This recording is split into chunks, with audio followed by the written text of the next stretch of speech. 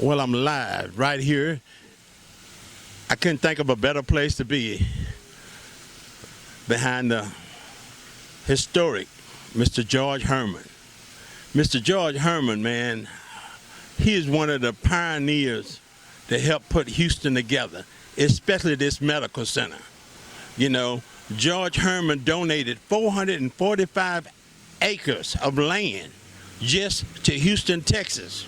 And when he donated that land, they donated that hospital, which is right across from me, which is Herman Hospital, which is now Herman Memorial Hospital. But when Mr. George Herman,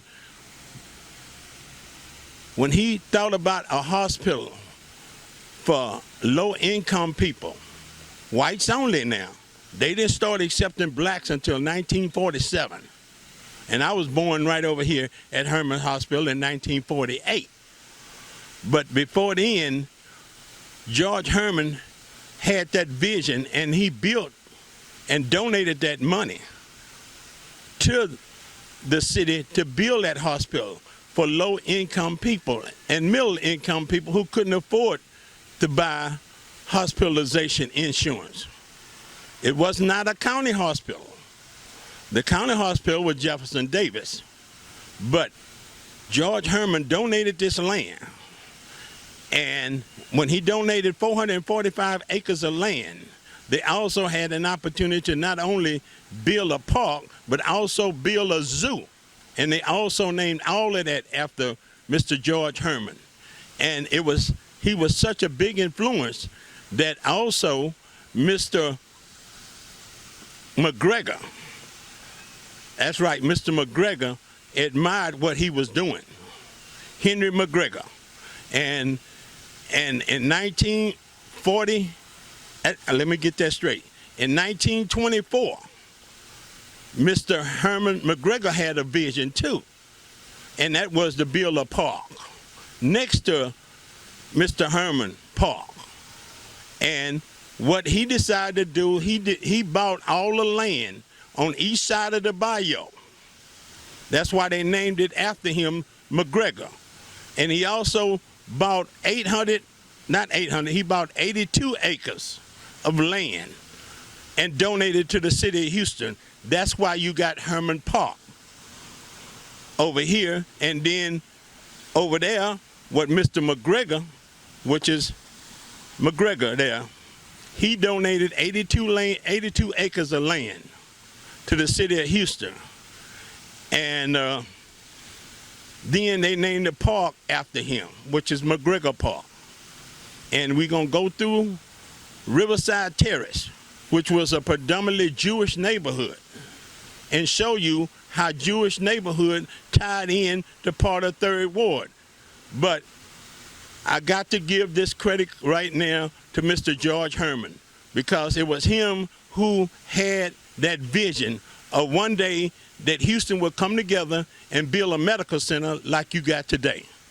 And also Mr. George Herman was such a big influence in the medical building, in medical field. He also donated a lot of land over there to Rice Institute. It wasn't a university, it was an institute. The first university that came into Houston was the University of Houston. Rice came in as an institute. And the first university that we had here in Houston, Texas, was the University of Houston in 1927. But right now, we're going to explain right now Mr. Herman, George Herman, because when he donated that money to build that hospital over there, Herman Hospital, it was not affiliated with Memorial Hospital. Memorial Hospital was downtown Houston.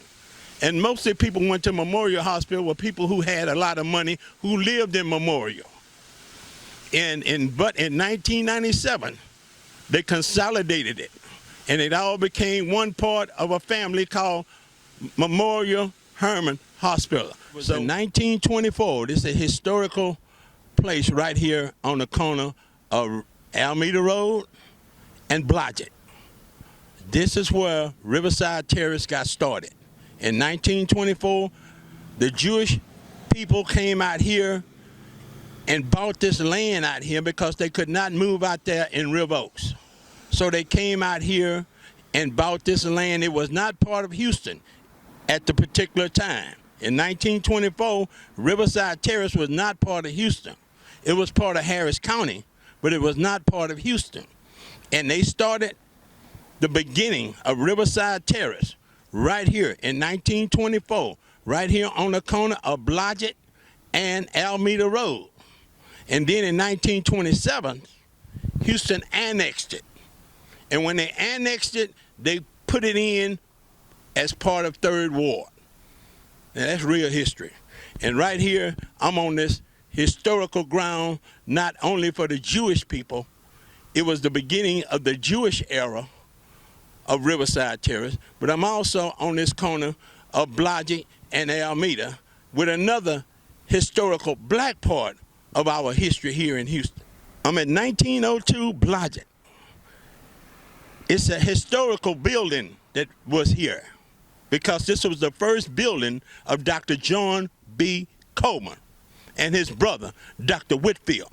They started their office right here at Riverside Terrace, which is right here on the corner of Alameda Road. Now, it's a road now because Alameda is a highway. It's not a street. It's a highway that goes all the way to Freeport.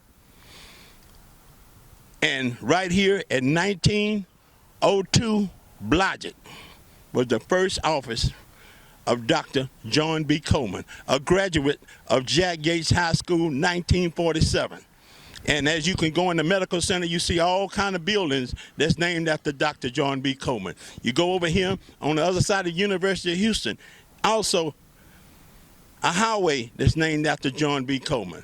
So this not only is a historical area right here at the beginning of Riverside Terrace in 1924, which was the beginning of the Jewish moving into this Riverside Terrace, and they started at Blodgett, and they went all the way to Live Oak. That was the beginning now. That was the start. Because in 1927, Houston annexed it. And when they annexed it, they pulled it in with 3rd Ward. And one other thing about the Jewish people, you never see Jewish people killing each other. That don't happen. You go in TDC and you count how many Jews that's in prison. And one thing about Jewish people, when they go into business, they put an emblem, that little star emblem, to let the other Jewish people know that this is a Jewish operation. And what happens to that? The other Jews, they all come together and they help this other Jew get on his feet. And that's how they got to be so powerful in this country, and especially here in this city, because they all work together, you know, and that's part of the Jewish ways. But I will go there. The next stop will be Peggy Park. And Peggy Park is right next door to William E. Miller. And for some of you who didn't go to Miller, they went to SCLC, where that park is called Peggy Park. And Peggy is the wife of Mr. Henry McGregor, who they got McGregor Street named after, and also McGregor Park named after him. And when he bought that land on the side of the bayou that hooked up to the medical center right there, after the medical center, and he couldn't go no further because after he went all the way past Calhoun at that time, which we call Martin Luther King, he couldn't go any further because if he went any further, he would be in Harrisburg, Texas. That's why McGregor Park, as you see on the other end, was always fenced off, but now it's part of University of Houston, and University of Houston going to be building part of their medical center over there. And we'll take you by there. That was called Peggy Park. And as you can see, the park is still here, and it's going to be here. As long as McGregor Park there, Peggy Park going to be here, because Peggy is the wife of Mr. Henry McGregor, and who they named McGregor Street after, and also McGregor Park after. He was one of the Jews that helped ignited what they call Riverside Terrace. This is the famous Emancipation Park. Now this park was purchased by blacks, and it was purchased in 1872 when Reverend Jack Yates and some other black formerly slave owners came out here to buy this park. And they donated it to the city of Houston in 1918. Now, they have no way of showing nothing about none of these blacks who purchased this land like they had over there at Herman Park. Well, Mr. George Herman's statue is over there. They have nothing here at Emancipation Park to show anything about any of the people who discovered and donated this park to the city of Houston. And they were formerly slave owners. And one of the big organizers was Reverend Jack Yates. And they decided to build a church right next to it because slavery was no longer in effect. It was against the law for slavery, and therefore blacks needed to have a job. And Reverend Jack Yates, and along with some more formerly slaves, came out here and built this park for blacks so that they could catch out and go to work on jobs, on different jobs, just like the Hispanic people does over there at Home Depot. Give you an example of what was going on, because they were no longer slaves, so they weren't working for the master, but they were working for themselves and their family. And they had to pay their own bills. See, when they were slaves, the slave owners paid all the bills, and they gave them and paid the food and paid for all the expenses. Now, since they free, they got to pay for all of that now, including room and board and rent. And most of the houses out here was owned by Italians. And when they started building Riverside Terrace, this was not part of Riverside Terrace. This was always part of 3rd Ward. As we go down Elgin, and one of the hottest spots is right here on Elgin and Dowling was the El Dorado Ballroom. And right there was where all your entertainers, B.B. King, Bobby Bland, Fats Domino, they all would come there at the El Dorado Ballroom. And Elgin was a real hot street in 3rd Ward. That's the reason why in 1926, they finally built a high school here for blacks, and it was called Jack Yates. And it went from the 7th grade all the way on up to the 12th grade. And everybody went to Jack Yates that lived in 3rd Ward and Sunnyside. They all came right here at 2610 Elgin. As you can see, the original Jack Yates. Now it's called Ryan Academy. And then later on, they came over here. You see, they tore Good Hope down over here.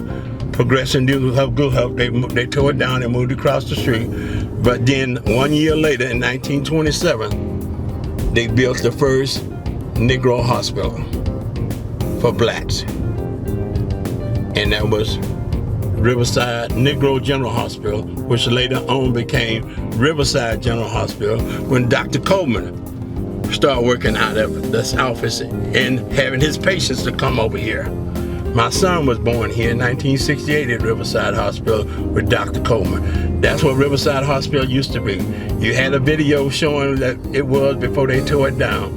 But right here is the first hospital for all the blacks. If they had to get born in 3rd Ward, they had to come here to Negro General Hospital or a midwife, or maybe go to Jefferson Davis that was in 1st Ward. Now, as we turn right here on Holman Street, and right over there used to be Kelly Drugstore right there. And over there used to be a donut shop and a liquor store. And this was the medical center that Jerry Shepard did such a good job in showing. And we're gonna go back over it again.